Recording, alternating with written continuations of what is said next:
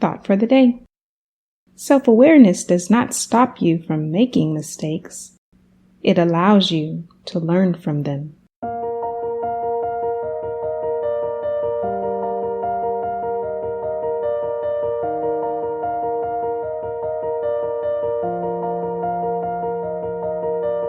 Welcome to 7 Minutes for Yourself. I'm Christina, and I'm so glad you've joined me for what I believe will be 7 of the most enriching minutes of your day. Let's take this time to reconnect with ourselves and improve our well-being. In today's episode of 7 Minutes for Yourself, we discuss how incorporating 5 strategies can improve our self-awareness. Have a listen. A clear understanding of who you are is called self-awareness. That includes your personality and behavior, your strengths and weaknesses, your beliefs and motivations.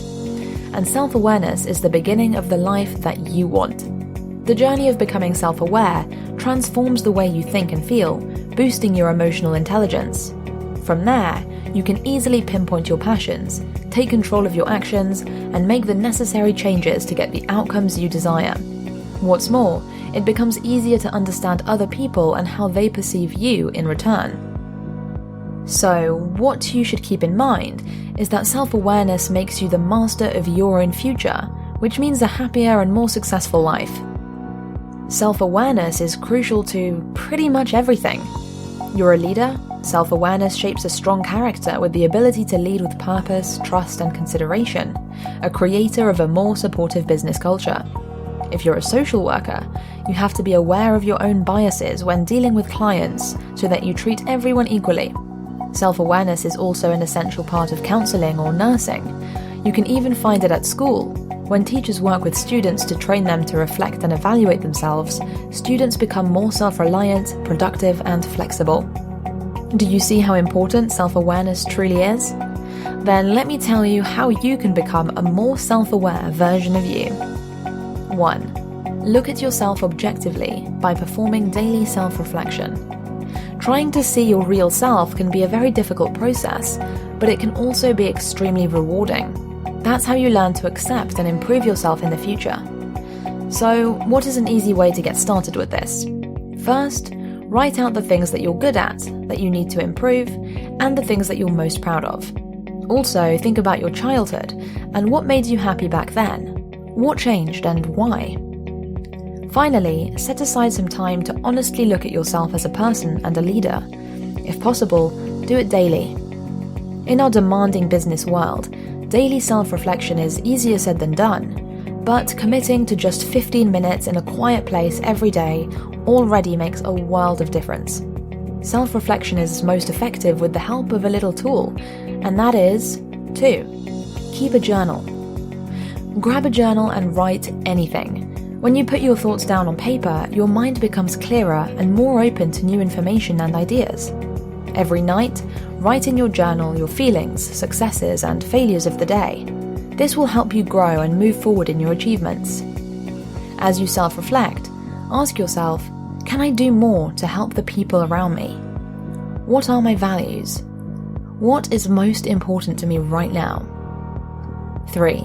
Practice meditation and other mindfulness habits. Meditation is the practice of improving your mindful awareness. It's a moment of peaceful reflection that will help you find greater clarity. During your meditations, you may come up with questions like, what is your goal?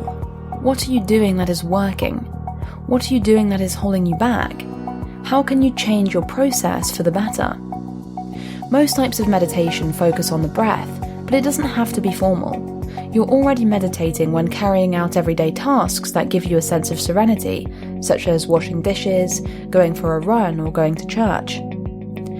4. Take personality and psychometric tests. Personality and psychometric tests, such as the Myers-Briggs test or the predictive index, help you understand what traits you have. And hey, there's no right or wrong solutions to these tests. Instead, your answers will show you a set of characteristics that closely describe you relative to other people. 5. Ask for feedback at home and at work. How are we supposed to know what other people think of us? We have to listen to the observations of our peers and mentors and let them play the role of an honest mirror. Tell your friends you're looking for open and critical perspectives. Make sure they know that they are helping, not hurting you. Allow them to feel safe to confess their views. Share your concerns about your behavior and ask friends to warn you when your bad habits show up. For example, if you know you tend to one-up people when they're telling stories, have your friends discreetly let you know so you can stop. At work, get feedback. If your company doesn't provide a formal way to do this, try to implement one. A constructive and well-done feedback allows us to self-reflect on our own rights and wrongs. Once it's done, write down your main takeaways, any surprising strengths and weaknesses that you did not realize you had before. That concludes today's episode of 7 Minutes for Yourself. Please take a moment to rate and review the show on Apple Podcasts. Today and every day with your kiddo is a gift. Enjoy it. Thanks for tuning in.